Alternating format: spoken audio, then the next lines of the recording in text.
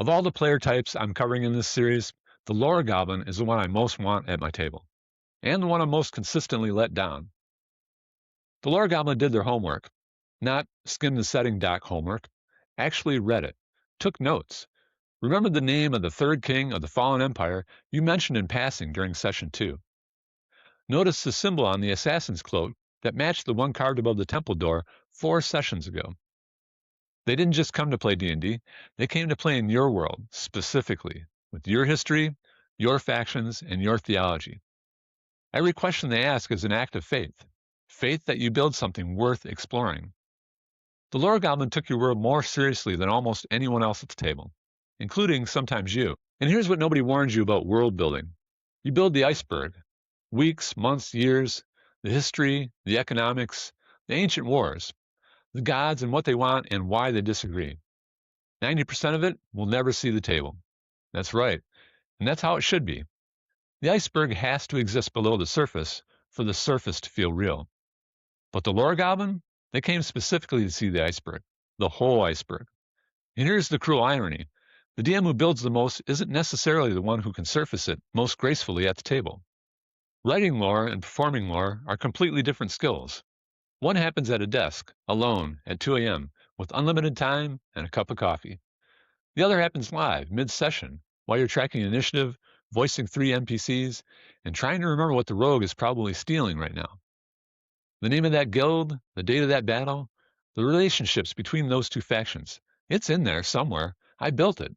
I just can't find it right now at this table with everyone watching. So what do? First, honor the question, even when you can't answer it perfectly.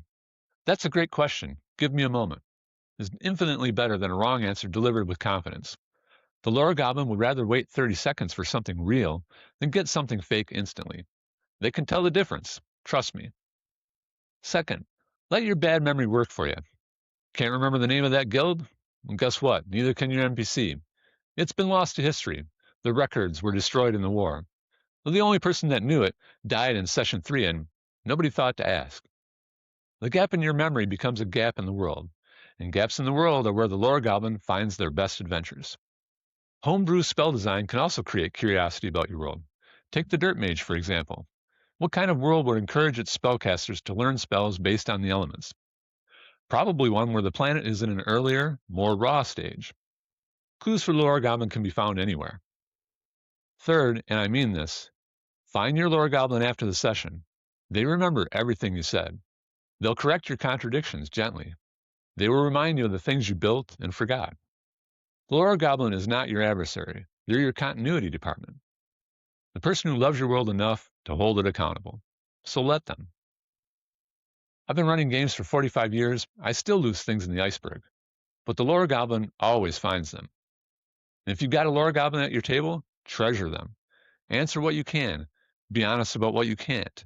And let them help you hold the world together. Now, you can't remember its name right now, but the tavern's still open. Pull up a chair and tell me all about it. The Singing Armadillo, that's what it was.